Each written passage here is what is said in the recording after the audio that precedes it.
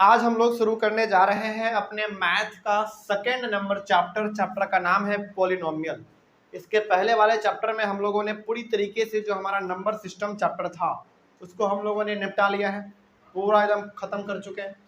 उस चैप्टर में तो कोई दिक्कत नहीं होना चाहिए। बिल्कुल उस चैप्टर में बेसिकली हम लोगों ने जिस तरीके से पढ़ा था उसी तरीके से हम लोग अपने इस चैप्टर को भी पढ़ेंगे।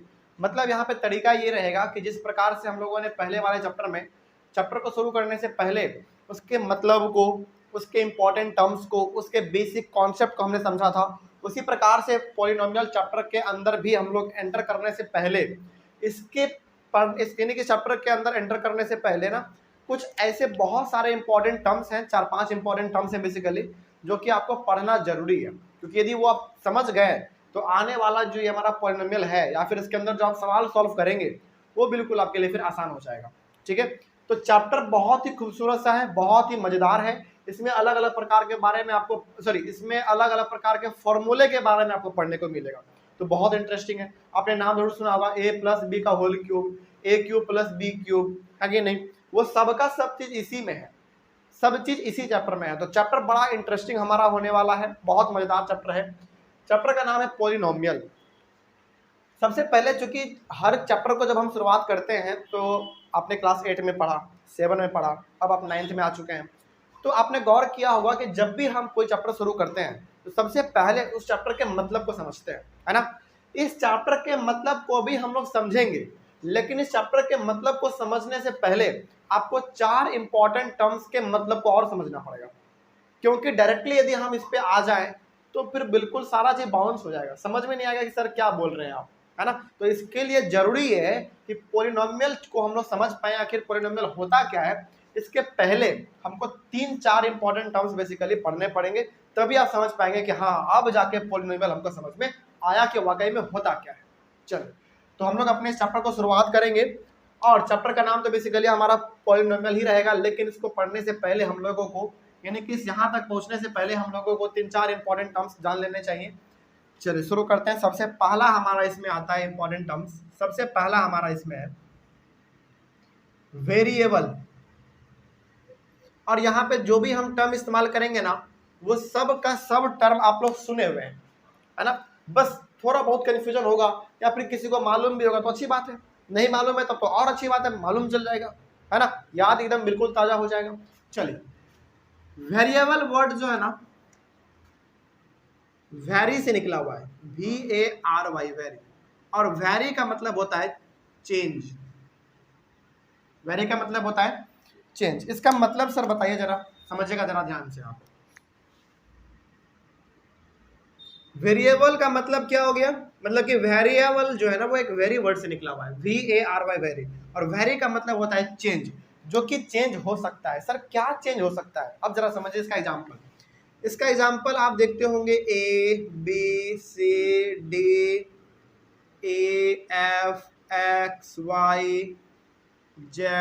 एटसेट्रा, और भी बहुत सारे आप देखते होंगे। यानी कि ए से लेकर जेड तक के अल्फाबेट में जितने भी आपको लेटर देखने को मिलते हैं ABCDEFG से लेकर जेड तक, उन्हीं सारे चीजों को हम लोग कहते हैं वेरिएबल। ठीक है, लेकिन सर यहाँ पे आपने बता तो दिया कि ये सब हमारा वेरिएबल कहलाएगा। अच्छा, क्या ये सब का सब आपको सवाल जब आप सॉल्व करते हैं तो क्या ये नहीं मिलता है? बिल्कुल मिलता है। जैसे मान लीजिए कि आप सॉल्व कर रहे हैं 4x + 5y, भाई यहाँ पे x और y जो इस्तेमाल हुआ है उसी को तो कहेंगे हम लोग वेरिएबल। ठीक है सर, वेरिएबल समझ में आ गया, बहुत अच्छी बात। लेकिन सर यहाँ पे जो आपने वर्ड लिखा है चेंज, इसका मतलब क्या है? इसका मतलब ये है कि वेरिएबल का value according to question change हो सकता है। जैसे मान लीजिए कि आपने पहला सवाल बनाया, पहले सवाल में ना x का वैल्यू 2 आ गया, मान लीजिए। आपने दूसरा सवाल सॉल्व किया, उसमें x का वैल्यू 4 आ गया। आपने तीसरा सवाल सॉल्व किया, x का वैल्यू 10 आ गया। चौथा सवाल सॉल्व किया, x का वैल्यू 15 आ गया। मतलब कि वेरिएबल तो हमारा सेम है, वेरिएबल तो सेम x है, लेकिन हर एक सवाल में इसी सेम वेरिएबल का वैल्यू क्या हो जा रहा है? चेंज हो जा रहा है, बदल जा रहा है। इसीलिए हमने यहाँ पे कहा कि वेरिएबल जो आप यहाँ से a से लेकर z तक देखते हैं उसी को हम लोग कहते हैं वेरिएबल, और अकॉर्डिंग टू क्वेश्चन वेरिएबल का जो वैल्यू है वो चेंज हो सकता है।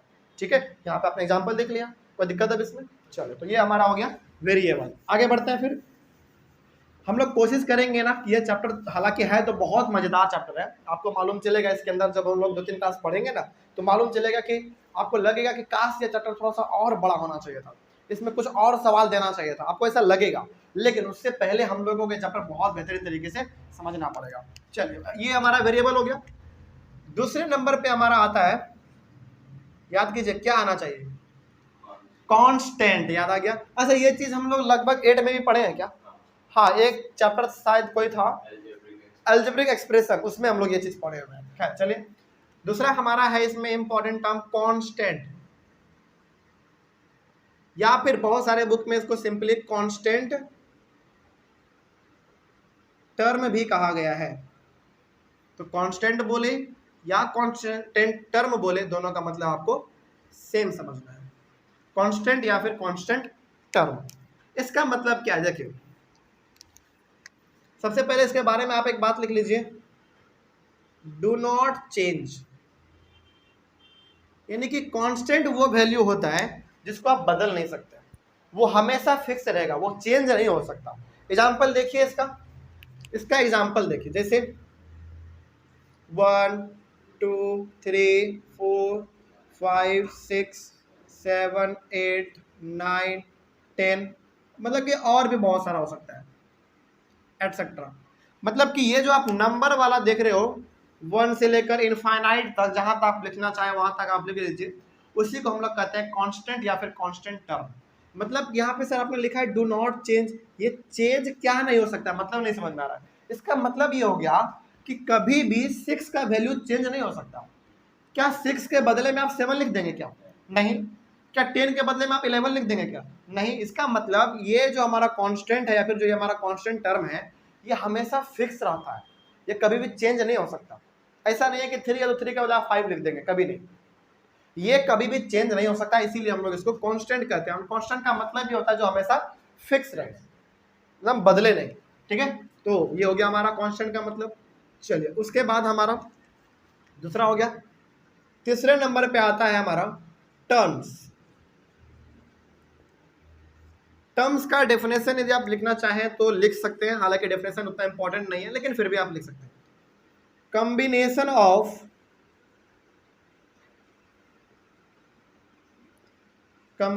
Of variable and constant,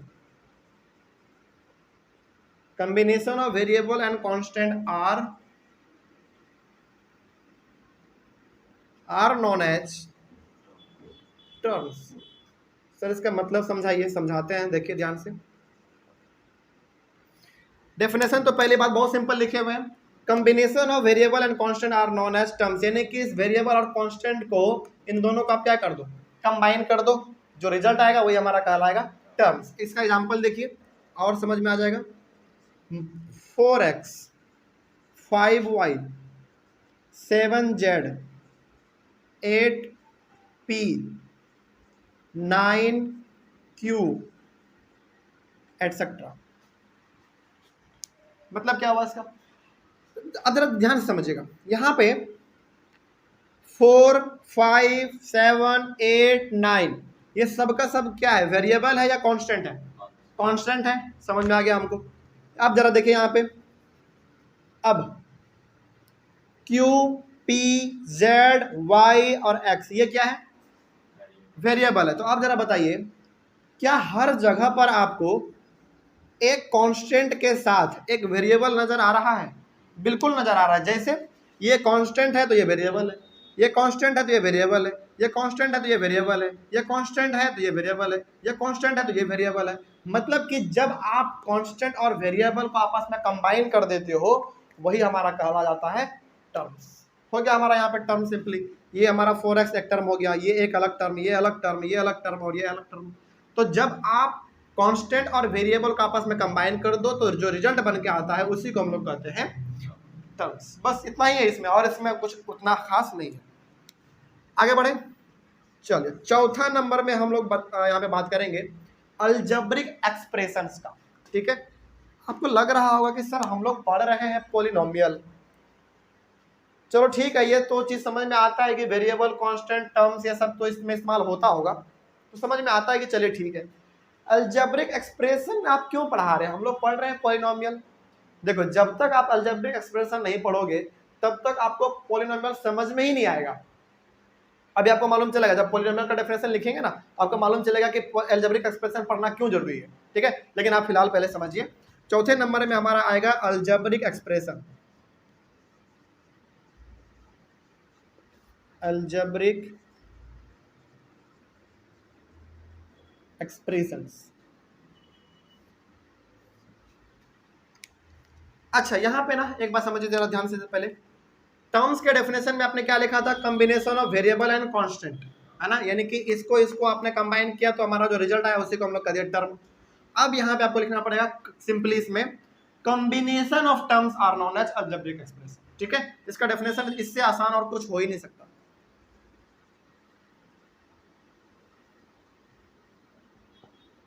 combination of terms are known as algebraic expressions, यानी कि कॉम्बिनेशन ऑफ टर्म्स को ही हम लोग कहेंगे algebraic expression.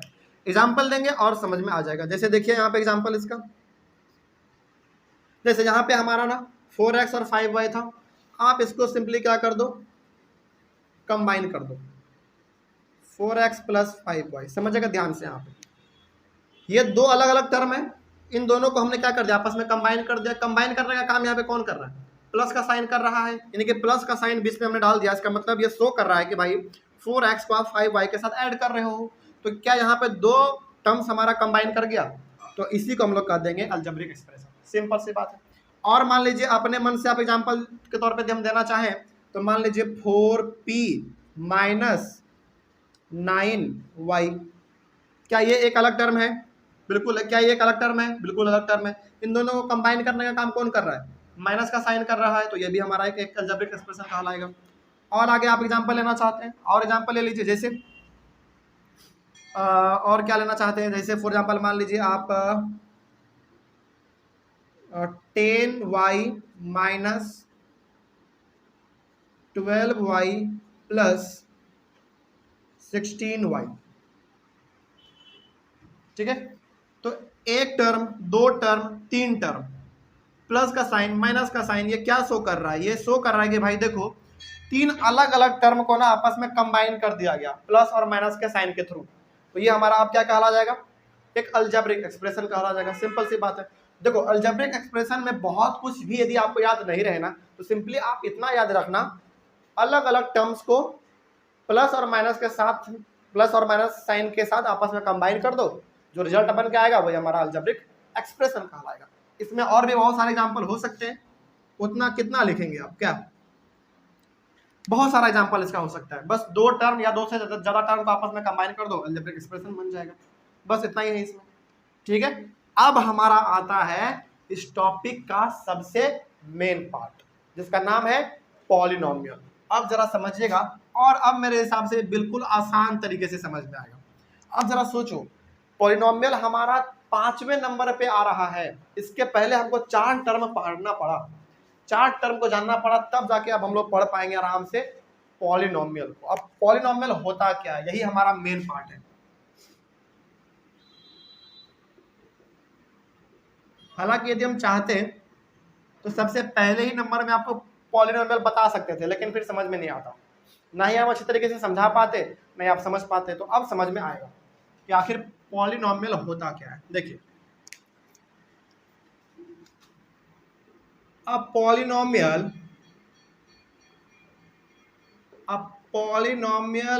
is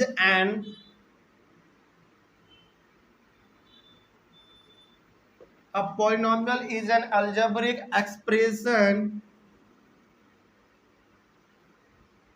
A polynomial is an algebraic expression in which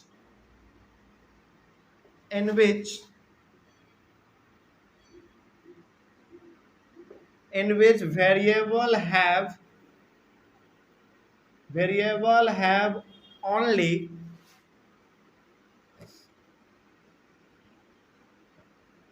पहले आप इसको लिख लीजिए, उसके बाद समझाएंगे हम, है ना, समझाएंगे बहुत अच्छे तरीके से। अब polynomial is an algebraic expression in which variable have only non negative यानी कि whole number, non negative exponents,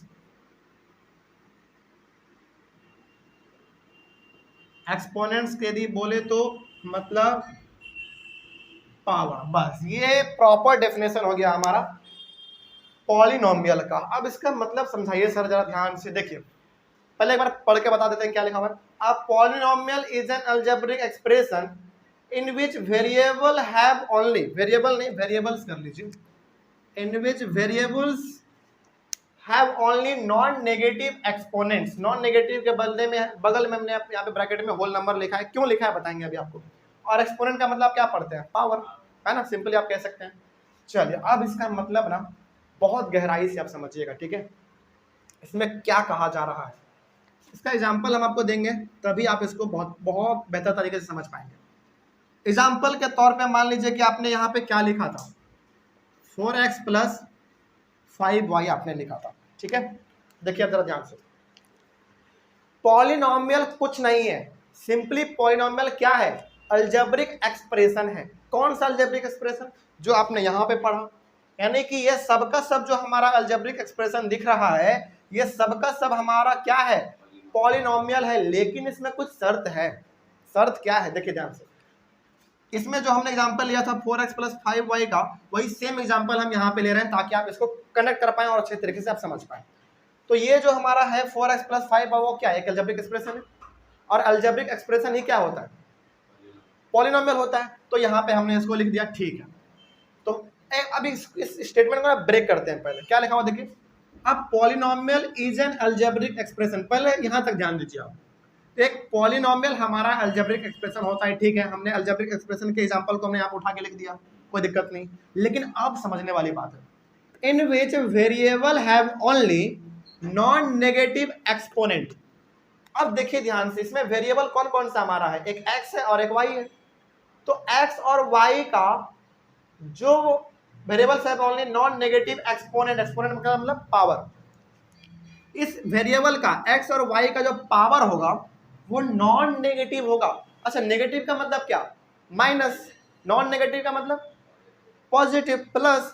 तो ये जो वेरिएबल हमारा है इसका पावर कभी भी नेगेटिव नहीं होना चाहिए। क्या होना चाहिए फिर, पॉजिटिव होना चाहिए, तभी जाके हमारा वो एक प्रॉपर पॉलिनोमियल कहलाएगा। अच्छा, नॉन नेगेटिव का मतलब आप सिंपली होल नंबर भी तो कह सकते हैं ना। देखिए यहां पे आप याद रखिए, इसमें ना बच्चे कंफ्यूज होते हैं। नेगेटिव का मतलब क्या, माइनस। और यदि यहां पे हम एक वर्ड लिख दें सिंपली लिख दें नॉन नेगेटिव। नॉन नेगेटिव का मतलब क्या, नेगेटिव नहीं, और जब नेगेटिव नहीं तो फिर क्या, पॉजिटिव। बस यही चीज आपको यहाँ पे याद रखना है। तो वही बात यहाँ पे लिखा हुआ था कि एक अलजेब्रिक एक्सप्रेशन ही हमारा पॉलिनोमियल कहलाता है, लेकिन इस अलजेब्रिक एक्सप्रेशन में जो वेरिएबल इस्तेमाल हुआ है x और y, इसका पावर कभी भी नेगेटिव में नहीं होना चाहिए, हमेशा पॉजिटिव में होना चाहिए। किसमें होना चाहिए, पॉजिटिव में होना चाहिए। यानी कि पॉजिटिव में आप होल नंबर कुछ भी ले सकते हैं, 0, 1, 2, 3, 4 कुछ भी आप ले सकते हैं उसका पावर। तो अब जरा बताइए, क्या इस वेरिएबल का पावर कितना है, कुछ नहीं है तो 1 है, और 1 क्या हमारा होल नंबर है। इसका क्या पावर है, 1, कुछ नहीं है तो 1 है हमारा पावर, और 1 क्या है, होल नंबर है। इट मीन्स ये एक हमारा प्रॉपर पॉलिनोमियल कहलाएगा। कोई दिक्कत इसमें। चलिए और एग्जांपल देंगे, दुनिया भर का एग्जांपल है आपके सामने। एक और एग्जांपल हम देते हैं, जैसे चलो ये एक एग्जांपल हम बहुत सोच समझ के दे रहे हैं, ठीक है, इसके पीछे मेरा बहुत बड़ा दिमाग है, अभी बताएंगे। 4x + 5x - 6, ठीक है। अब जरा बताइए, अच्छा पहले चलो सब चीज छोड़ो, यहां पे जो हमने लिखा है पहले ये पता करते हैं कि सर ये एक पॉलिनोमियल है कि नहीं। अच्छा चलो पॉलिनोमियल ही छोड़ दो, पहले ये पता करते हैं कि सर ये जो हमने लिखा है वो एक अलजेब्रिक एक्सप्रेशन है कि पहले ये पता करते हैं, ठीक है। अलजेब्रिक एक्सप्रेशन का मतलब क्या, टर्म्स का कॉम्बिनेशन होना। चलिए देखते हैं जरा ध्यान से, इस पावर को भी आप भूल जाइए, पावर को भूल जाइए। तो अलजेब्रिक एक्सप्रेशन का मतलब होता है कॉम्बिनेशन ऑफ टर्म्स, ये हमको समझ में आता है। इसको देखेंगे तो भाई ये एक अलग टर्म हो गया हमारा, ये भी एक अलग टर्म हो गया, तो ये दोनों का हमारा दोनों का दोनों टर्म है, इसको आपस में कंबाइन कर दिया तो हमारा क्या बन गया, एक अलजेब्रिक एक्सप्रेशन बन गया। लेकिन सर दिक्कत तो यहाँ पे हो गया, इसमें एक कांस्टेंट एक वेरिएबल है, एक कांस्टेंट एक वेरिएबल है, तो सर ये दोनों को लग रहा है कि टर्म है, ठीक है। लेकिन सर हमको दिक्कत इसमें हो गया क्योंकि सर सिंपली ये 6 दिख रहा है, लेकिन आपने अलजेब्रिक एक्सप्रेशन का मतलब क्या बताया है, कॉम्बिनेशन ऑफ टर्म्स। तो टर्म्स तो ये हमारा है एक, ये भी है एक टर्म, क्योंकि दोनों में वेरिएबल और कांस्टेंट है, इसमें भी वेरिएबल और कांस्टेंट है, मतलब कि दोनों टर्म है। लेकिन सर ये 6 का बात कुछ समझ में नहीं आ रहा है, क्या 6 हमारा एक टर्म होगा? बिल्कुल होगा। यहाँ पे हम जो बताने जा रहे हैं इसको आप एनसीईआरटी बुक को पढ़ के देखेंगे ना तो उसमें आपको ये चीज मिल जाएगा, ठीक है। लेकिन समझे ध्यान से, यहाँ पे 4x तो अपने आप में एक टर्म है ही, 5x भी अपने आप में एक टर्म है, लेकिन 6 भी अपने आप में एक टर्म है। कैसे है टर्म, इसको समझिए ध्यान से। आपने पावर चैप्टर में यानी कि एक्सपोनेंट चैप्टर में क्लास 8 में आपने पढ़ा होगा कि यहाँ पे ना ऑटोमेटिकली x का पावर 0 रहता है और इसका वैल्यू हमेशा कितना होता है, 1 होता है। तो अब जरा बताइए कि अब आप जब इस 1 को 6 में मल्टीप्लाई करोगे तो कोई फर्क पड़ेगा? कोई फर्क नहीं पड़ेगा। इसका मतलब हम यहाँ पे आज एक नया बात ये सीख गए कि सिंपली यदि कोई कांस्टेंट दिया हुआ रहे, यदि कोई नंबर दिया हुआ रहे, उसके बगल में ऑटोमेटिकली x का पावर 0 रहता ही रहता है, जिसका वैल्यू कितना होता है, 1 होता है और उसको मल्टीप्लाई करने पे कोई फर्क नहीं पड़ता है। तो ये चीज़ आप याद रखेंगे आप। तो अब जरा बताइए, इसके साथ भी अब एक हमारा कांस्टेंट था, एक वेरिएबल था, कांस्टेंट था, वेरिएबल था, तो क्या इसके साथ भी अब ऑटोमेटिकली एक कांस्टेंट और एक वेरिएबल आ गया? बिल्कुल आ गया। लेकिन क्या ये आपको हर बार दिखेगा? नहीं दिखेगा, ये इनविजिबल होता है, लेकिन ये ऑटोमेटिकली है। जैसे मान लीजिए कि हम यहाँ पे 9 लिख दे तो ये सिंपली 9 नहीं है, आपको दिख रहा होगा लाइन केवल 9, लेकिन एक्चुअली में देखा जाए, मैथ के पॉइंट ऑफ व्यू से देखा जाए तो ऑटोमेटिकली इसके बगल में x का पावर 0 लगा हुआ है, ठीक है। तो क्या ये चीज आपको कभी दिखेगा? नहीं दिखेगा। तो कोई बोल दे कि सिंपली बताओ 10 है, तो क्या 10 एक टर्म है? बिल्कुल टर्म है। बोलेगा कैसे टर्म है, तो बोलिएगा कि देखिए 10 के बगल में ना ऑटोमेटिकली x का पावर 0 लगा रहा था, जिसका वैल्यू 1 होता है, और उसको आप 1 को 10 से मल्टीप्लाई करोगे तो कोई फर्क नहीं पड़ेगा। तो ये भी हमारा अपने आप में क्या हो गया, एक टर्म हो गया। कोई दिक्कत नहीं इसमें। चलिए आगे बढ़ते हैं फिर। तो वही चीज हम यहाँ पे समझाना चाह रहे थे, ठीक है। आगे बढ़े, चलिए ठीक है, ये भी हमको समझ में आ गया। अच्छा, अब दोबारा यहाँ से हमको ये मालूम चल गया कि ये जो है ना, ये जो हमारा है वो एक अलजेब्रिक एक्सप्रेशन है, क्योंकि कॉम्बिनेशन ऑफ टर्म्स ही हम लोग अलजेब्रिक एक्सप्रेशन कहते हैं, ये मालूम चल गया। लेकिन अब ये पता कीजिए कि क्या ये पॉलिनोमियल है, वो पता करते हैं, ठीक है। देखिए पॉलिनोमियल का पहला शर्त क्या है, वो एक अलजेब्रिक एक्सप्रेशन होना चाहिए। तो क्या ये एक अलजेब्रिक एक्सप्रेशन है? बिल्कुल है, ठीक है। दूसरा शर्त क्या है? दूसरा शर्त ये है कि वेरिएबल का पावर हमेशा क्या होना चाहिए, नॉन नेगेटिव, यानी कि पॉजिटिव होना चाहिए। और पॉजिटिव का मतलब क्या, होल नंबर होना चाहिए। देखते हैं एक वेरिएबल यहाँ है, एक वेरिएबल यहाँ है और एक वेरिएबल यहाँ है। इसका पावर हमारा 2 है, यानी कि पॉजिटिव है, बहुत अच्छा बात है। इसका पावर कुछ नहीं है, मतलब कि 1 है और वो भी पॉजिटिव है। इसका पावर हमारा 0 है, क्या 0 हो सकता है? हाँ हो सकता है, क्योंकि होल नंबर हमने यहाँ पे लिखा है। होल नंबर का मतलब 0 से लेकर इनफाइनाइट तक। तो इट मीन्स अपने आप में ये जो दिया हुआ है एक पॉलिनोमियल है। कोई दिक्कत इसमें? चलो आगे एग्जांपल और देते हैं। जैसे मान लीजिए सिंपली यदि आपको कोई बोल दे, सिंपली कोई बोले क्या 4 एक पॉलिनोमियल है? कितना छोटा सा नंबर दिख रहा है 4, क्या 4 एक पॉलिनोमियल है? कैसे है पॉलिनोमियल, जरा बताइए तो। 4 चलिए ठीक है, आपका कहना है कि सर 4 के बगल में x का पावर 0 है, ठीक है, ये हमने लिख दिया।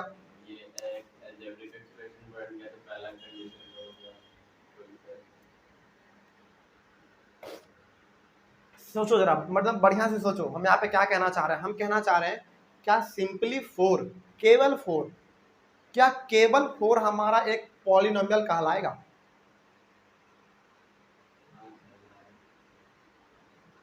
सोचो, मतलब यहाँ पे थोड़ा सा हम चाह रहे हैं कि थोड़ा सोचो, मतलब कुछ तो मतलब इसमें आइडिया लगाओ।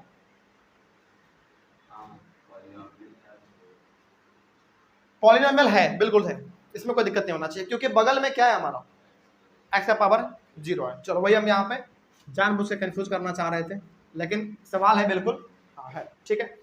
चलो एक एग्जांपल देते हैं और हम अपने मन से, चलो 8x माइनस 4 प्लस 9x का power 3 minus 12x square plus 13x minus 9। चलिए बताइए, क्या इतना बड़ा जो हमने यहाँ पे लिखा है, क्या वो एक पॉलिनोमियल है, हाँ या ना?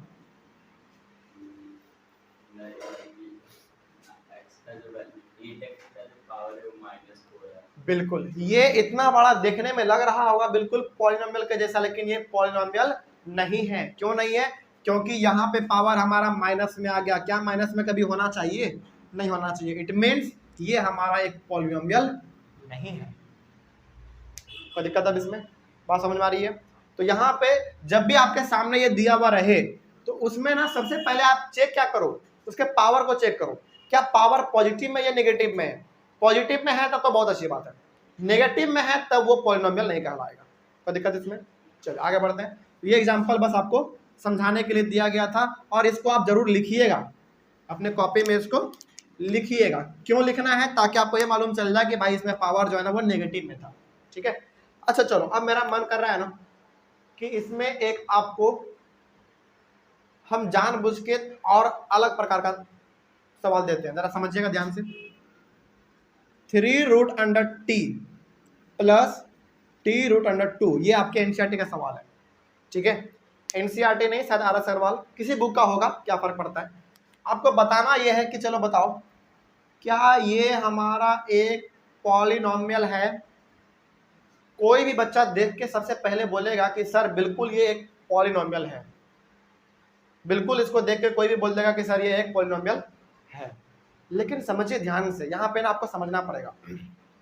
देखो, जब सिंपली इस प्रकार का दिख जाए ना, तब तो आप देख के ही बता दोगे। 1 2 3, इन तीनों को आप देखोगे ना तो आपको लगेगा कि अच्छा पावर पॉजिटिव है, मतलब कि पॉलिनोमियल है, नेगेटिव है मतलब कि ये पॉलिनोमियल नहीं है, ठीक है। ऐसे ही आप देख के बता दोगे। लेकिन जब सवाल थोड़ा सा उटपटांग देखने में लग जाए, रूट उट आ जाए कुछ ऐसा, तब उसमें आपको आंख बंद करके नहीं बोलना होता है, उसमें आपको पहले इसको सॉल्व करके बताना होता है। देखिए, यदि आप इस चीज को जानते हैं जो बताने जा रहे हैं तब तो अच्छी बात है, नहीं जानते हैं तो आप इस चीज को आप समझिएगा, ठीक है। देखिए, जब भी रूट रहे, रूट को जब भी हम लोग हटाते हैं उसका पावर हाफ हो जाता है, 1/2। यानी कि यदि हम इसको लिखना चाहें तो यहाँ पे हम लोग लिख सकते हैं 3t का पावर 1/2। 1/2 क्यों 1/2? क्योंकि हमने रूट को हटा दिया। क्या ये चीज मालूम था पहले? यदि मालूम था तो अच्छी बात है, नहीं है तो आप जान लीजिए कि जब भी हम लोग रूट को हटाते हैं तो उसका पावर हमारा जो है ना 1/2 हो जाता है, यानी कि हाफ हो जाता है, ठीक है। उसके बाद इसको आप हटाना चाहें तो ठीक है, नहीं तो सिंपली आप इसको रहने दो ना, क्या दिक्कत है।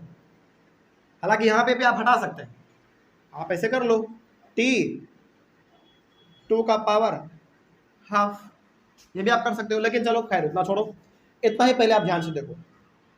तो अब जरा सोच के बताइए, क्या ये हमारा एक पॉलिनोमियल कहलाएगा? अब जरा सोचिए, इसके ऊपर विचार कीजिए कि क्या ये एक पॉलिनोमियल कहलाएगा? नहीं कहलाएगा। क्यों नहीं कहलाएगा? हाँ, यही चीज आपको समझना था। देखिए, यहाँ पे t हमारा क्या है? वेरिएबल है, और वेरिएबल का पावर यानी कि उसका एक्सपोनेंट हमेशा क्या होना चाहिए? नॉन नेगेटिव होना चाहिए, यानी कि होल नंबर होना चाहिए। नॉन नेगेटिव मतलब पॉजिटिव होना चाहिए। चलो ये पॉजिटिव तो हमको दिख रहा है भाई, ठीक है, लेकिन क्या होना चाहिए? होल नंबर होना चाहिए। तो बताइए, क्या 1/2 होल नंबर है? नहीं है। तो फिर ये है क्या? ये एक रैशनल नंबर है, और कभी भी रैशनल नंबर हमारा इसमें नहीं चलेगा। इट मीन्स ये हमारा एक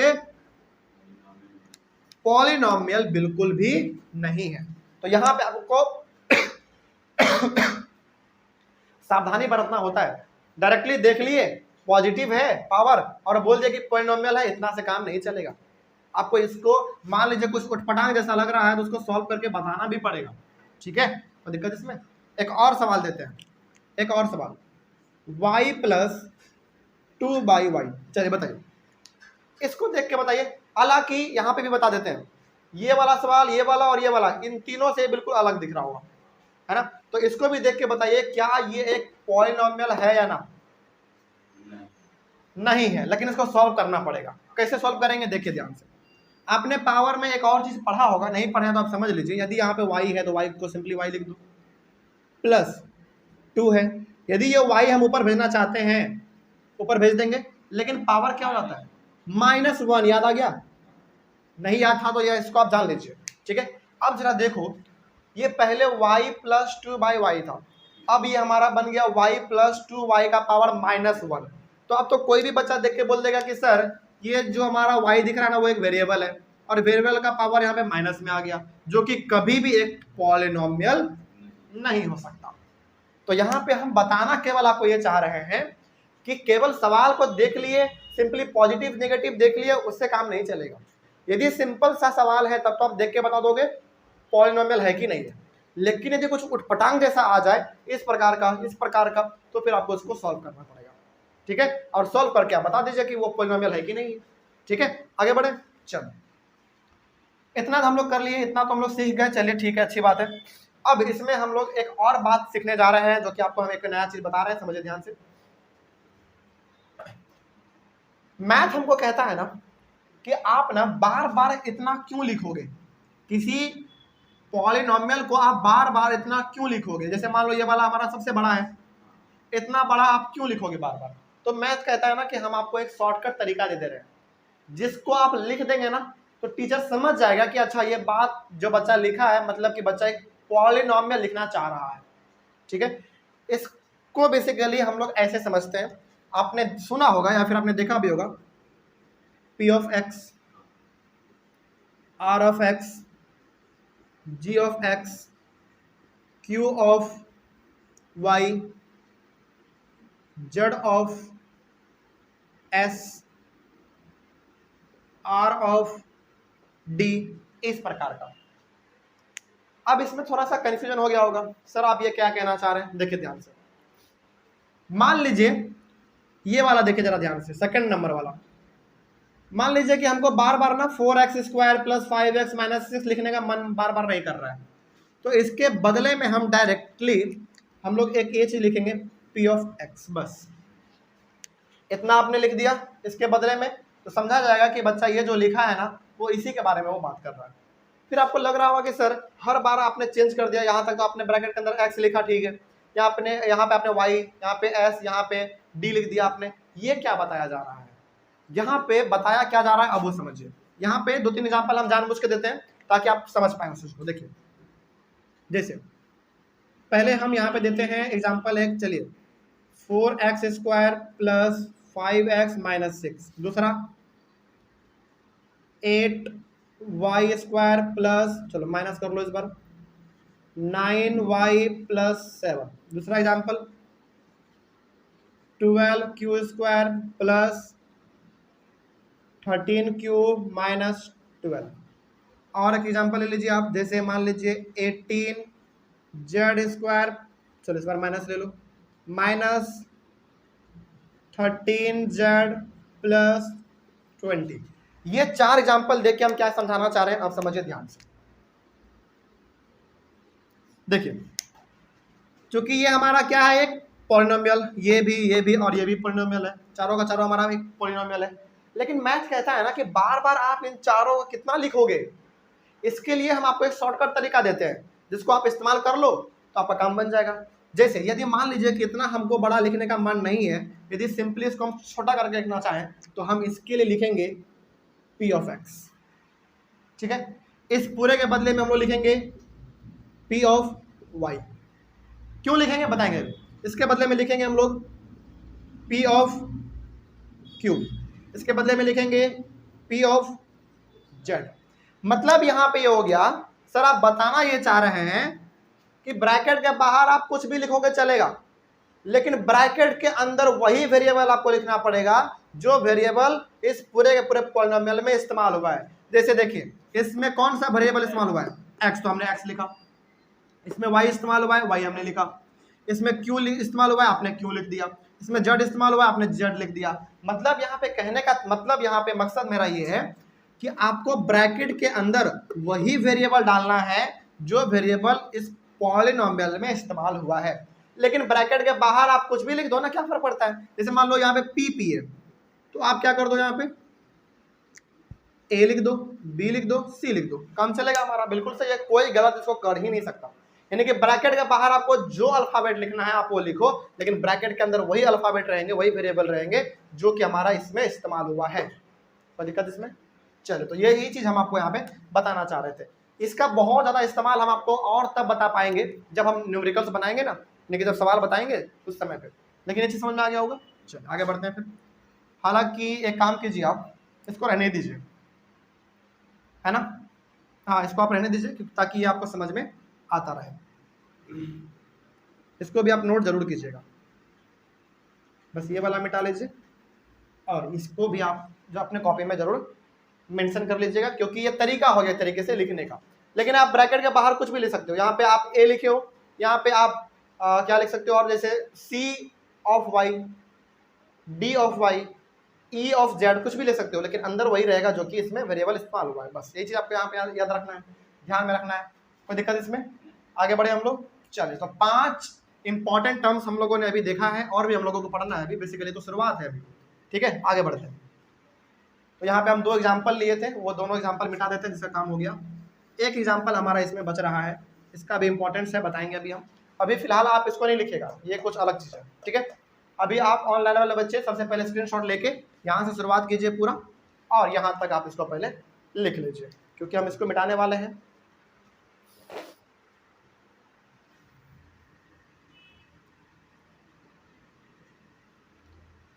मिटा दें? चलिए, पानी कहाँ गया, पानी।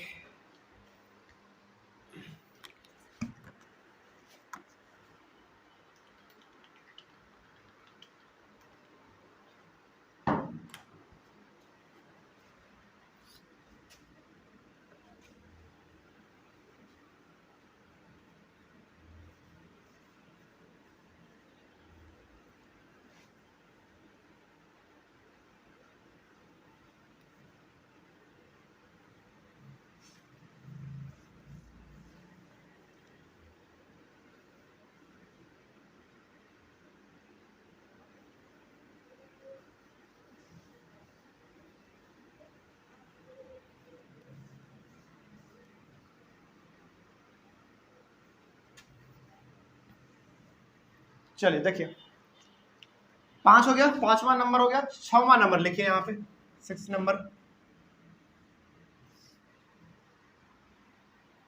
6 नंबर में है हमारा पॉलिनोमियल हो गया। पॉलिनोमियल के बाद standard form of a polynomial, standard form of a polynomial, standard form of a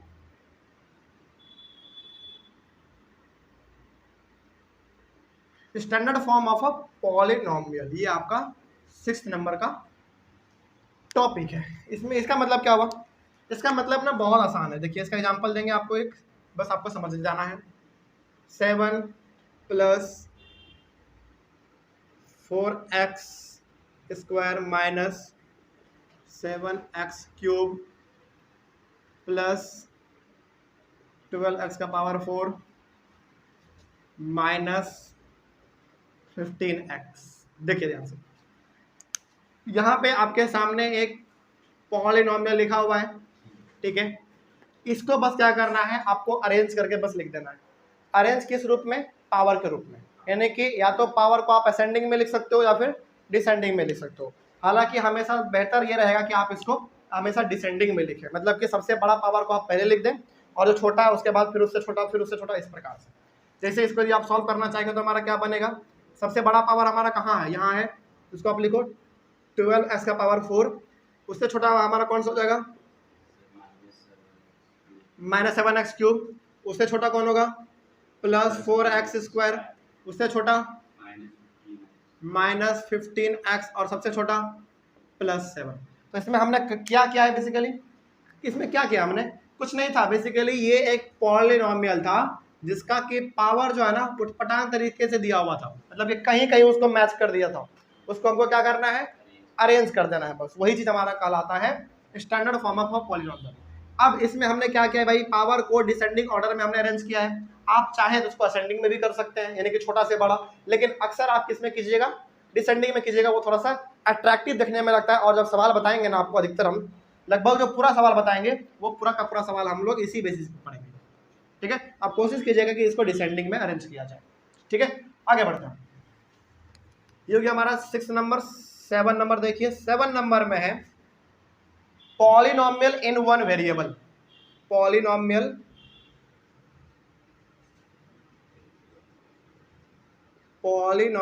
in one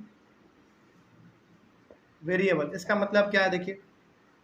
अच्छा, आपने क्लास 8 में पढ़ा होगा linear equation in one variable, वही चीज है ये भी, और कुछ नहीं है। पॉलिनोमियल इन वन वेरिएबल का मतलब है पॉलिनोमियल में मात्र एक ही वेरिएबल का इस्तेमाल होना, या तो x, या तो y, या तो z, या तो a, या तो b, c, d, कुछ भी, लेकिन एक ही वेरिएबल का इस्तेमाल होना। जैसे एग्जांपल देखिए, जैसे मान लीजिए हमारे पास यहाँ पे 4x² - 9x + 12 लिखा हुआ है, तो इसको जरा देखिए तो ध्यान से, इस पॉलिनोमियल में जो हमारा वेरिएबल इस्तेमाल हुआ है वो तो एक ही है, बस x। It means this is known as polynomial in one variable, यानी कि इसी को हम लोग कहते हैं पॉलिनोमियल इन वन वेरिएबल। मतलब ये हो गया कि इस पॉलिनोमियल में एक ही वेरिएबल इस्तेमाल हुआ है, x, y।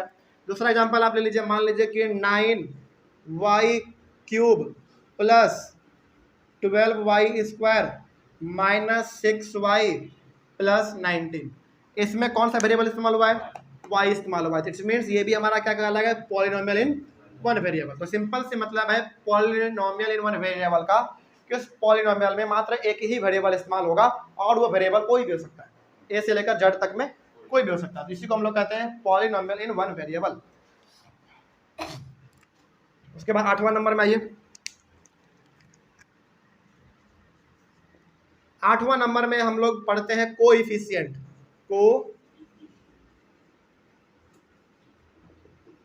कोएफिशिएंट क्या होता है समझिए ध्यान से। पहले ना हम चाहेंगे कि आप इसके लिए एक एग्जांपल लिखें। जैसे मान लीजिए 9x² - 12x + 6। देखिए ध्यान से, क्या ये एक पॉलिनोमियल है? सबसे पहला सवाल मेरा यही है, बताइए। बिल्कुल है, क्योंकि पावर हमारा पॉजिटिव में है, ठीक है। ये एक पॉलिनोमियल हो गया, ये आपने साबित कर दिया, अच्छी बात है। देखिए, यदि हम यहाँ पे कहेंगे ना, तो कहेंगे कि देखो 9x² जो है ना एक अलग टर्म है, ये भी एक अलग टर्म है, और ये भी एक अलग टर्म है। क्यों टर्म है ये, याद कीजिए, याद आ गया होगा। ये भी तो एक अलग टर्म ही हो गया ना हमारा, क्योंकि इनविजिबल हमारा x है यहाँ पे। तो ये भी एक टर्म, ये भी एक टर्म, ये भी एक टर्म। लेकिन कोएफिशिएंट का मतलब क्या है? कभी कभी ना सवाल आपसे ऐसे पूछता है, देखिए इसमें पूछेगा 9 is the coefficient of x²। देखिए, यदि आप इसको एक साथ कहना चाहेंगे तो आप क्या बोलेंगे, सिंपली 9x² कहेंगे, या फिर आप कह सकते हैं कि भाई एक टर्म है, क्योंकि इसमें कांस्टेंट भी और वेरिएबल भी है। लेकिन सवाल कभी कभी आपसे ये पूछेगा कि बताओ सिंपली इसको क्या कहेंगे। हालांकि इसको आप सिंपली क्या कहोगे, कांस्टेंट कहोगे, क्योंकि नंबर में है। लेकिन जब इसके साथ इस्तेमाल हो जाएगा ना, तो इसको सिंपली हम लोग कांस्टेंट नहीं कहते हैं, इसको बेसिकली हम लोग क्या कह देते हैं, कोएफिशिएंट। किसका, x² का। यानी कि 9 is the coefficient of x², यानी कि x² का 9 हमारा क्या हो गया, कोएफिशिएंट हो गया। उसी प्रकार से आपसे सवाल पूछा जा सकता है कि बताओ -12, ये -12 किसका कोएफिशिएंट है, x का है, तो -12 is the coefficient of x, ठीक है। और उसी प्रकार से ये 6 वाला, अच्छा ये मिटा दें, ये तो आपको मालूम चल गया। अब चलिए, अब जरा बताइए, हालांकि ये वाला पूछता नहीं है, लेकिन मान लीजिए कि पूछ ही दिया कि बताओ 6 किसका कोएफिशिएंट है, ये 6 किसका कोएफिशिएंट है, तो बताइए क्या बोलेंगे। 6 के बगल में क्या था, x का पावर 0 = 1 था। तो यहाँ पे हालांकि ये वाला पूछता नहीं है, लेकिन मान लीजिए पूछ दिया कि 6 किसका कोएफिशिएंट है, तो आप बताएंगे 6 is the coefficient of x, simply x। ठीक है, तो इसके लिए भी आपको लिखना चाहें तो आप लिख दीजिए 6 इज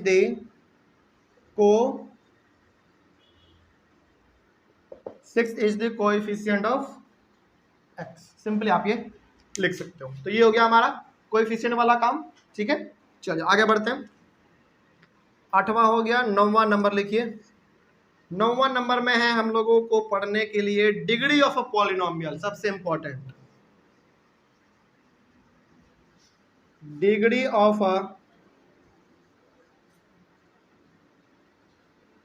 ऑफ अ पॉलिनोमियल। इसका डेफिनेशन हम बहुत सिंपल सा देना चाहेंगे। इसका डेफिनेशन है, हाँ, the highest power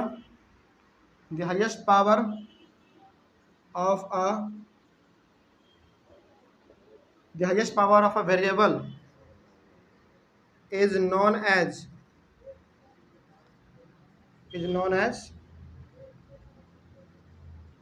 degree of a the highest power of a variable is known as degree of a polynomial। इसका मतलब हम लोग अभी यहाँ पे समझेंगे, उधर का मिटा दे।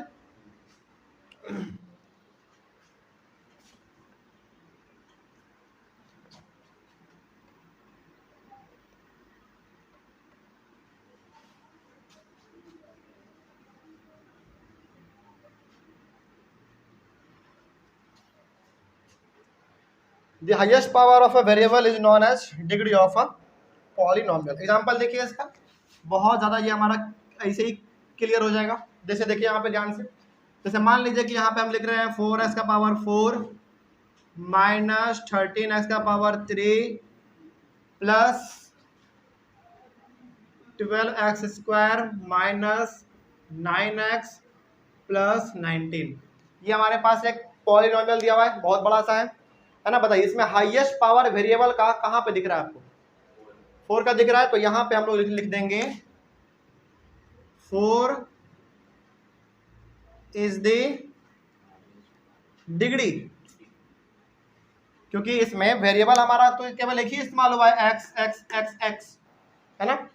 तो एक ही वेरिएबल है और उस वेरिएबल का सबसे हाईएस्ट पावर कितना है? 4 है। तो हम लोग यहाँ पे कह देंगे 4 is the degree of the polynomial, केवल इस वाले पॉलिनोमियल के लिए, यानी कि इस वाले पॉलिनोमियल के लिए 4 जो है ना वो हमारा डिग्री हो गया, कोई दिक्कत नहीं। चलिए आगे बढ़ते हैं। एक एग्जांपल ना और मेरे तरफ से लीजिए। चलिए, हालांकि आपके सामने जब भी पॉलिनोमियल दिया हुआ रहे उसका सबसे हाईएस्ट पावर देख लो, हाईएस्ट पावर ही उस पॉलिनोमियल का डिग्री कहलाएगा। जैसा कि यहाँ पे हमारा 4 था। ठीक है, चलो अब जैसे मान लो एक एग्जांपल और, जैसे 2x का पावर 5 यहाँ पे दिया हुआ है, ठीक है, प्लस 12x का पावर 4 दिया हुआ है, माइनस 13x का पावर 3 दिया हुआ है। केवल इतना ही मान लीजिए, आगे भी हो सकता है, बस समझना है हम लोगों को। तो इसमें हमारा डिग्री कौन कहलाएगा? 5 कहलाएगा। सिंपल सी बात है, क्योंकि ये सबसे बड़ा पावर हमको दिख रहा है। तो यहाँ पे लिखेंगे 5 is the degree of the polynomial. बस हो गया। ठीक है, चलिए अब एक एग्जांपल हम देते हैं, जरा देखते हैं इसमें आप पास हो पाते हैं कि नहीं। वाई स्क्वायर 1 माइनस वाई का पावर 4, बताइए इसमें हमारा डिग्री कितना है? ये आपको यहाँ पे सवाल हम दिए हुए हैं, बड़ा सोच समझ के हम सवाल दिए हैं। वेरी गुड, इसको पहले सॉल्व करेंगे तभी हमारा ये बन पाएगा। बहुत अच्छा बात आपने सोचा है। देखो कोई भी बच्चा ना सबसे पहले इसको देखता, एक साधारण बच्चा कोई भी देखता ना तो बोल देता कि सर इसका डिग्री जो होगा ना वो 4 होगा, क्योंकि 4 इसका हाईएस्ट पावर हमको दिख रहा है। लेकिन इससे काम नहीं चलेगा, यहाँ पे हमको दिख रहा है कि भाई ब्रैकेट है जिसको सॉल्व किया जा सकता है। जब सॉल्व किया जा सकता है तो पहले सॉल्व कर लेंगे, उसके बाद पता करेंगे। चलो, तो वाई स्क्वायर को आप 1 से मल्टीप्लाई करोगे तो वाई स्क्वायर ही रहेगा, minus y square into y का पावर 4, वाई का पावर 6। अब बताइए, आप पहले बताने वाले थे इसका डिग्री 4, लेकिन अब कितना हो जाएगा डिग्री इसका? 6। तो यहाँ पे हम लोग लिखेंगे 6 इज द, इस प्रकार का सवाल आंख देख के मत बता देना है, कुछ उठपटांग जैसा लग जाए ना उसको पहले सॉल्व कर लो, ठीक है, तब बताना है। तो 6 is the degree, 6 is the degree of the polynomial. बस हो गया, कोई दिक्कत इसमें? चलो, तो ये वाला एग्जांपल जो हम यहाँ पे लिखे थे वो भी खत्म होता है। तो यहाँ पे टोटल हम लोगों ने कितना देखा आज? 9 देखा। एक इंपॉर्टेंट हमारा बच रहा है ना, उसको हम लोग अब करेंगे जो कि बहुत इंपॉर्टेंट है। पहले इतना आप लोग लिख लीजिए, एक बार इसका स्क्रीनशॉट लीजिए।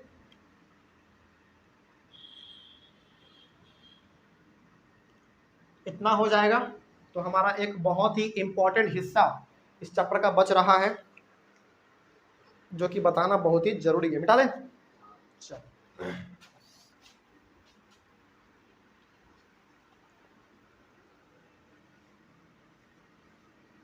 10वें नंबर में हम लोग, 9 नंबर तक तो हो गया, 10वें नंबर में हम लोग पॉलिनोमियल को 2 बेसिस पे बांटने वाले हैं, डिवाइड करने वाले हैं। 2 अलग अलग ग्रुप में इसको हम लोग बांटने वाले हैं। वो क्या क्या ग्रुप है अभी देख लेते हैं।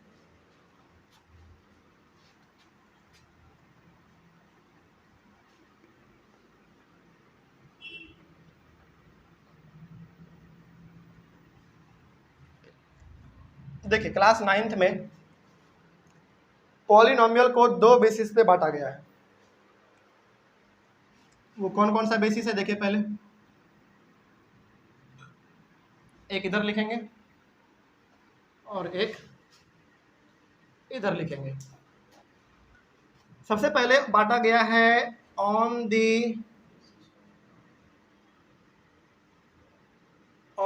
Basis of degree, on the basis of degree, और दूसरा पार्ट आ गया है on the basis of terms, on the basis of number of terms. ये भी चीज समझना बहुत ही जरूरी है, समझिए ध्यान से। पॉलिनोमियल को हम लोगों ने 2 बेसिस पे बांट दिया, इधर on the basis of degree और on the basis of number of terms. अब जरा एक ही करके दोनों को समझ लेते हैं। सबसे पहले बात करेंगे हम लोग on the basis of degree में, ठीक है। इसमें हमारा सबसे पहला जो होता है डिग्री के बेसिस पे, वो होता है हमारा कौन सा? नहीं, इसके पहले भी 2-3 होता है। सबसे पहला इसमें है हमारा जीरो पॉलिनोमियल। सबसे पहला हमारा इसमें है जीरो पॉलिनोमियल, जीरो पॉलिनोमियल। और इसका एग्जाम्पल जरा समझिए ध्यान से। इसका एग्जाम्पल खुद 0 है, और इसका डिग्री का यदि हम लोग बात करें, नहीं, इसका डिग्री जो है ना नॉट डिफाइंड है। नॉट क्या है सर? ये समझाइए जरा, समझाते हैं। देखिए, on the basis of degree, यानी कि डिग्री के बेसिस पे, डिग्री का मतलब क्या? Highest power. हाईएस्ट पावर के बेसिस पे हम लोगों ने पॉलिनोमियल को लगभग 5-6 कैटेगरी में बांटा है, जिसमें से सबसे हमारा पहला पॉलिनोमियल होता है जीरो पॉलिनोमियल। जीरो पॉलिनोमियल का एग्जांपल हमारा 0 होता है, और 0 का सर डिग्री यानी कि 0 का हाईएस्ट पावर डिफाइन क्या हुआ, क्यों नहीं है, यही समझना पड़ेगा हम लोगों को। चलिए समझिए ध्यान से इसको। यदि यहाँ पे 0 है तो इसका मतलब है कि भाई इसके बगल में x का पावर 0 है और जिसका वैल्यू 1 होता है। अब इस 1 को यदि आप इससे मल्टीप्लाई करोगे तो 0 ही रहेगा, ठीक है। चलो आगे बढ़ते हैं। फिर मान लीजिए कि यहाँ पे 0 है और यहाँ पे x का पावर 0 के बदले कुछ और दिया हुआ, जैसे मान लीजिए 1। मान लीजिए कि इसका कुछ वैल्यू आएगा, x का पावर यदि 1 है तो कुछ वैल्यू इसका आएगा। उसको जब आप दोबारा 0 से मल्टीप्लाई करोगे तो कितना आएगा? 0 ही आएगा। आगे भी देख लेते हैं। मान लीजिए कि यहाँ पे 0 है और x का पावर यहाँ पे मान लीजिए 4 है। x की जगह पे आप कुछ भी मान लो, 4 मान लो, तो 4 का पावर 4 है, कुछ वैल्यू आएगा। उसको जब आप 0 से मल्टीप्लाई करोगे तो कितना आएगा? 0 आएगा। और मान लो 0 है और x का पावर इसमें ना 12 दिया हुआ है, मतलब कि इसको भी आप जब सॉल्व करोगे तो उस सॉल्व करने के बाद 0 से मल्टीप्लाई करोगे कितना आएगा? 0 आएगा। तो आप यहाँ पे क्या देख पा रहे हो? यहाँ पे आप ये देख पा रहे हो कि भाई इसका हाईएस्ट पावर हम जितना भी डाल रहे हैं ना, चाहे आप 0 डालो, 1 डालो, 4 डालो, 12 डालो, 1000 डाल दो, 1 लाख डाल दो, हमेशा वैल्यू उसका मात्र 0 ही आएगा। मतलब कि पावर हम कितना भी हाईएस्ट करते जा रहे हैं तो वैल्यू उसका 0 ही आ रहा है। तो क्या इसका पावर डिफाइन किया हुआ है कि भाई इतना पावर है इसका हाईएस्ट?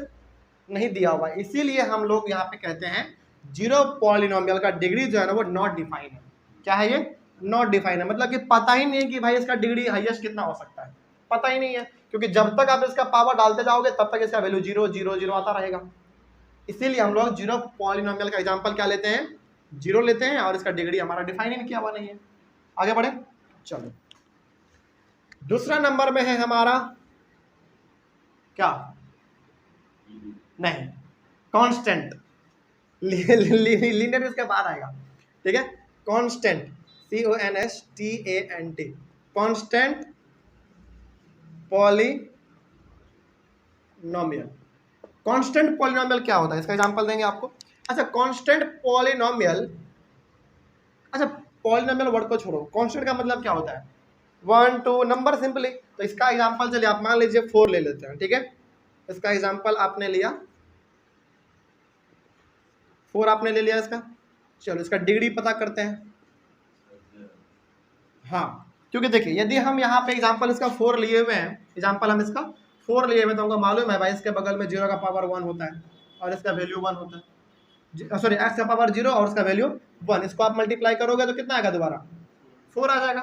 इट मीन्स जब भी आपके सामने एक कांस्टेंट पॉलिनोमियल दिया हुआ रहे, यानी कि कोई नंबर दिया हुआ रहे बेसिकली, उसके ऊपर डिग्री यानी कि हाईएस्ट पावर कितना होता है? 0 होता है। कहाँ से मालूम चला आपको? यहाँ से मालूम चला, ठीक है। आगे बढ़ते हैं। अब तीसरा नंबर में हमारा आएगा, अब फाइनली आएगा हमारा लीनियर पॉलिनोमियल।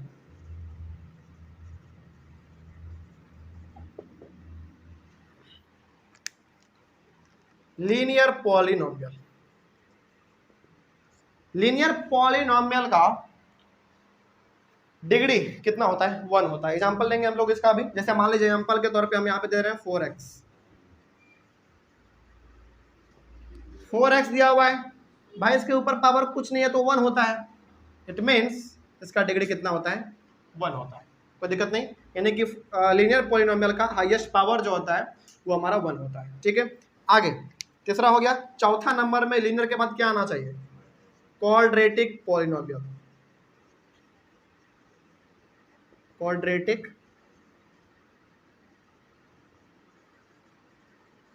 क्वाड्रेटिक पॉलिनोमियल, नाम से मालूम चल रहा होगा।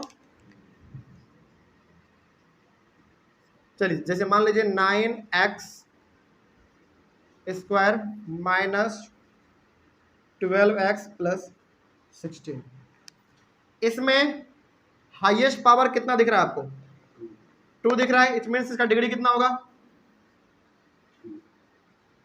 डिग्री इज इक्वल टू 2, यानी कि क्वाड्रेटिक पॉलिनोमियल में डिग्री जो होता है वो हमारा 2 होता है, यानी कि हाईएस्ट पावर इसका 2 होता है, ठीक है। चलिए आगे बढ़ते हैं। ये सब बहुत आसान चीज है, इसीलिए हम थोड़ा सा फास्ट चल रहे हैं। कोई दिक्कत नहीं ना है समझने में? यदि हम फास्ट लग रहे हैं तो थोड़ा बोलिएगा कि सर स्लो चलिए, हम फिर स्लो चलेंगे, ठीक है। आगे क्वाड्रेटिक के बाद हमारा आता है क्यूबिक पॉलिनोमियल, नाम से मालूम चल रहा होगा। बताइए इसका डिग्री कितना होना चाहिए? अब वैसी बात है भाई, नॉट डिफाइंड, 0 1 2, तो अगला कितना होगा? 3 होगा। चलिए इसके लिए हम लोग थोड़ा सा इसका एग्जांपल ले लेते हैं। जैसे मान लीजिए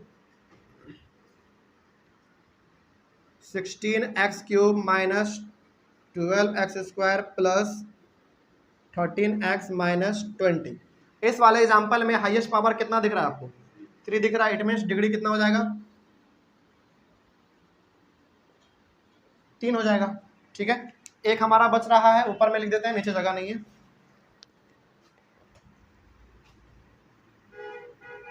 क्यूबिक हो गया। क्यूबिक के बाद क्या आना चाहिए? By quadratic. 6 नंबर में बाय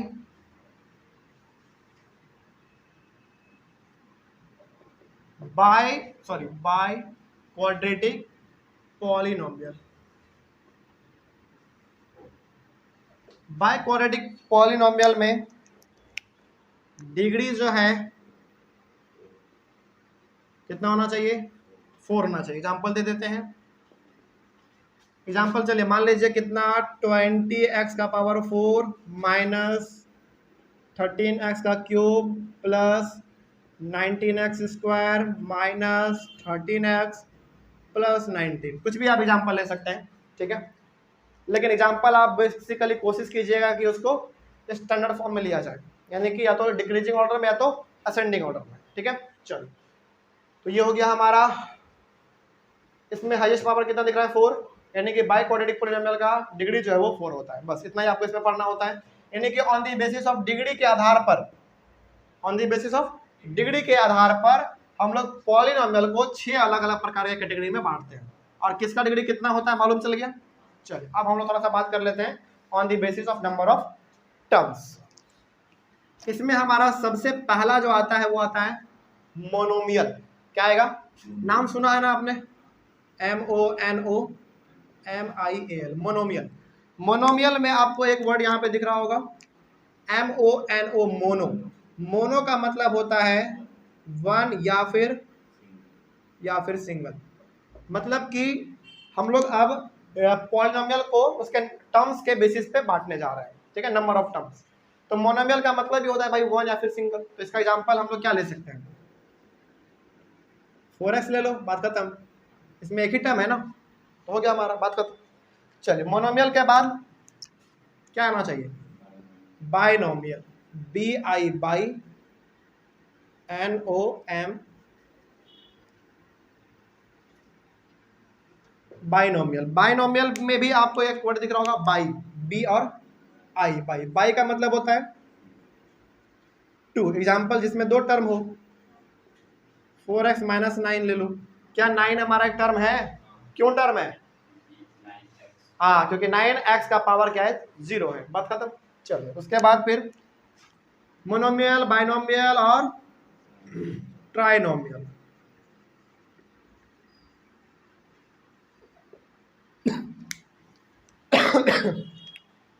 इसमें एक वर्ड दिख रहा होगा ट्राई, ट्राई का मतलब 3, एग्जाम्पल बताइए इसका क्या होना चाहिए। चलिए एग्जाम्पल आप लोग एक बार अपने से बताइए क्या होना लेना है।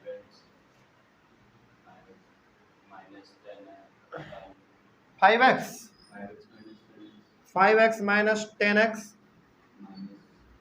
माइनस 5, कितना टर्म हो गया इसमें, 3 टर्म हो गया।